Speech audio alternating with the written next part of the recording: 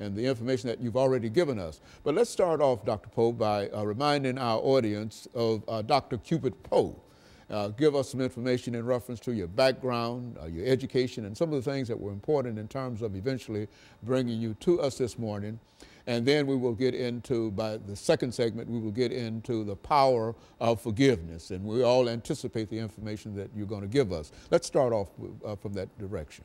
Well, let me just say, Dr. Haney, I feel very blessed to have the opportunity to be here and to be on your show again and to share. I came to Nashville in 1956 to attend Tennessee State University. I graduated in 1960 and enrolled at Meharry Medical College and graduated from Meharry in 1964. Did my internship in Chicago. Was drafted into the Army, served for a brief period in Korea. Then I developed sarcoidosis, and I ended up doing a residency in Berkeley, California. I completed that residency in 1970. Made a trip to India looking for enlightenment, and I came back to Nashville in 1976 and was called to the ministry about that time, and served at Meharry Medical College in the faculty of the Department of Psychiatry for a while.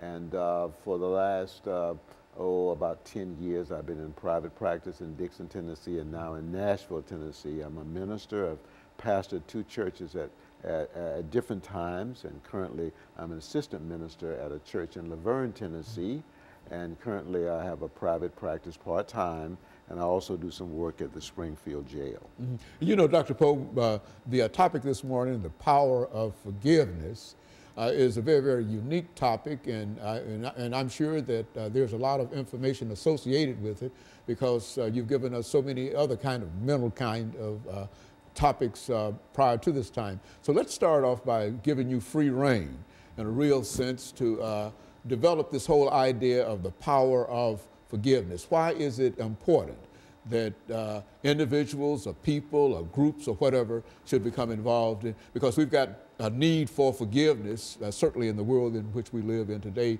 both nationally and internationally. Let's talk about it from that perspective. Yes. Forgiveness is a tremendous human need. Just as love is a tremendous challenge and a tremendous human need.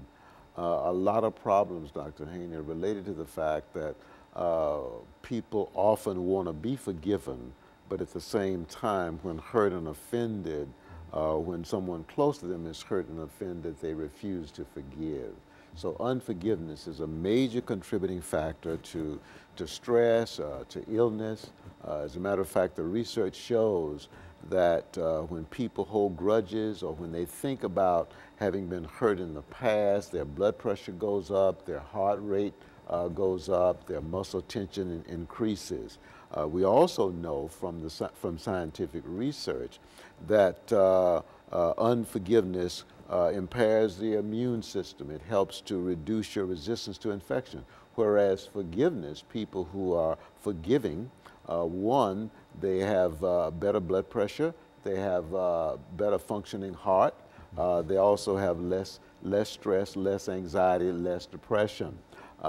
So while unforgiveness contributes to problems and unnecessary stress, forgiveness helps to reduce stress and helps to improve health.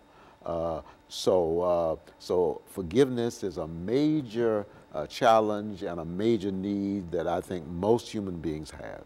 In other words, nobody can go beyond this whole idea of forgiveness or unforgiveness, that it's something that impacts us all. It impacts us all, and because it's so connected with love.